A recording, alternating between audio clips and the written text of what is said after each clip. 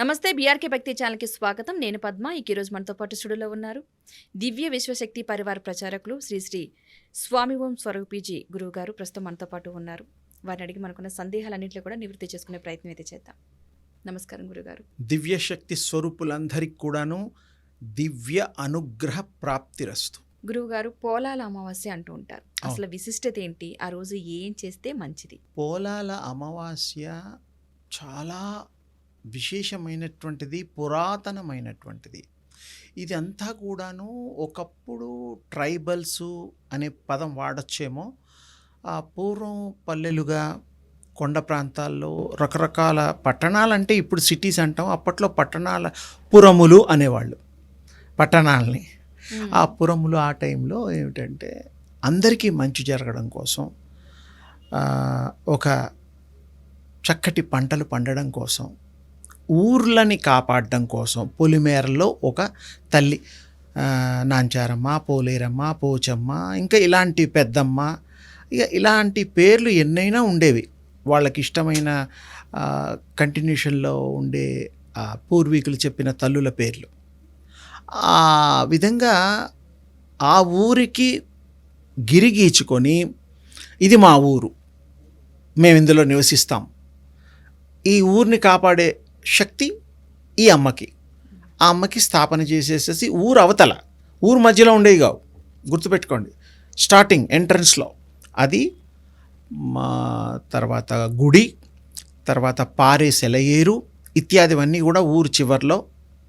అక్కడ నుంచి ఎంట్రన్స్ అయ్యేవాళ్ళు దండం పెట్టుకొని వచ్చేవారు.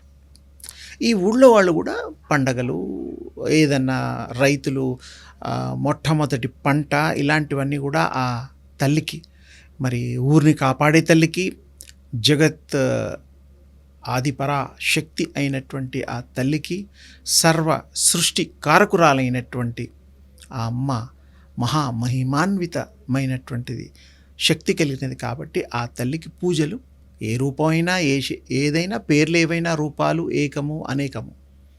ఎవరు ఎలా ప్రేమతో పిలుచుకుంటే హృదయంలో నింపుకొని ఆ అమ్మని, తల్లిని ఆ ముద్రలు వేసుకొని ఆ తల్లికి సింహాసనేశ్వరిగా హృదయంలో పీట వేసే ఆ కార్యక్రమాలు ఎన్నో జరిగేవి.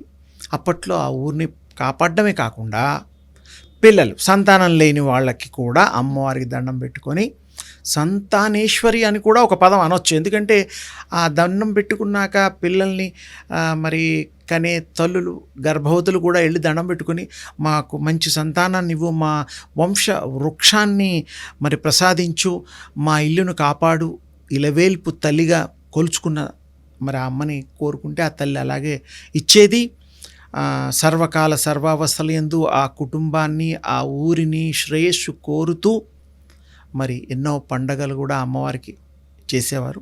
సరే, ఒకానొకప్పుడు కొంత నైవేద్యాలు 9, 18, 21 ఇలా కొన్ని రకాలుగా ఏదేది అమ్మవారికి ఇష్టమని ఎవరికి చెప్పదు.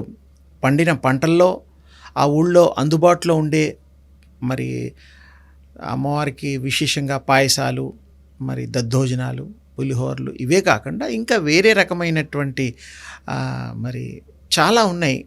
ఒక్కొక్క రైస్తో కూడా ఒక 15-20 ఐటమ్స్ చేయొచ్చు ఇప్పుడు కూడా. అప్పట్లో కూడా షొండెలని, తర్వాత చిత్రాన్నం అని, వేరే చిత్రాన్నం అంటే అన్ని మిక్స్ చేసే వెజిటబుల్స్ ఇలా ఉండేవన్నమాట. సో ఏదైనా ఆ తల్లి కరుణా కటాక్ష వీక్షణాలు, కృప అమోఘము, అనంతము, అద్వితీయంగా ఉండేది ఆ ఊళ్ళల్లో. ఇలా ప్రతి ఊళ్ళో ఒక తల్లిని వాళ్ళు ఏర్పరచుకొని, ముఖ్యంగా అప్పట్లో సంతానం గురించి ఎక్కువగా కాన్సన్ట్రేషను మరి కావాలి కదా. వంశోద్ధారకులు వాళ్ళు ఉన్న రోజులు చేస్తారు, తర్వాత ఇది ఎవరికి అప్పచెబుతారు? ఆ పొలాలు, బంగారం, ఆస్తులు. అందుకని పిల్లలు ఉండాలి కాబట్టి ఎక్కువగా సంతానం గురించి కూడా కొన్ని ప్రాంతాల్లో చేసేవారు. ఈ కొన్ని ప్రాంతాలు అనేసరికి తెలంగాణ ఈ యొక్క ప్రాంతంలో వినాయక చవితికి ముందర వచ్చేటువంటి అమావాస్యను జరుపుకోవడం ఒక పద్ధతి. ఆంధ్రాలో మరి వినాయక చవితి తర్వాత వచ్చే అమావాస్యని ఈ యొక్క పండగగా, పోలాల అమావాస్యగా జరుపుకోవడం ఒక పద్ధతి. అంటే ప్రాంతాల వారీగా 15 రోజుల తేడాలో ఇలా ఉంటుంది. కానీ చాలా గొప్పది. ప్రకృతి పండగ అని కూడా ఇంకొక మాట అనొచ్చు. ఎందుకంటే ప్రకృతి రూపం దాల్చినటువంటి మరి ఆ తల్లి ఊరు నంతా కాపాడే తల్లి కాబట్టి ప్రకృతి పూజలు కూడా చేయొచ్చు.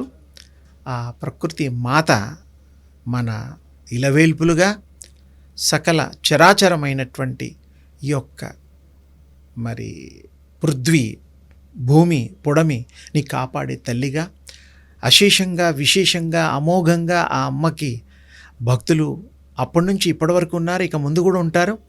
ఆ అమ్మవారిని కొలుచుకొని కోరికలు తీర్చుకునేటువంటి గొప్ప పండగ ఇది. రాబోయే మరి ఒక 2 రోజుల్లో చాలా అందరికీ సుఖ సంతోషాలు, సౌభాగ్యాలు, అమ్మవారు కరుణ చాలా అద్వితీయంగా, అమోఘంగా మనకి లభిస్తాయి. అందులో ఏ మాత్రం సంకోచం లేదు, సందేహం లేదు.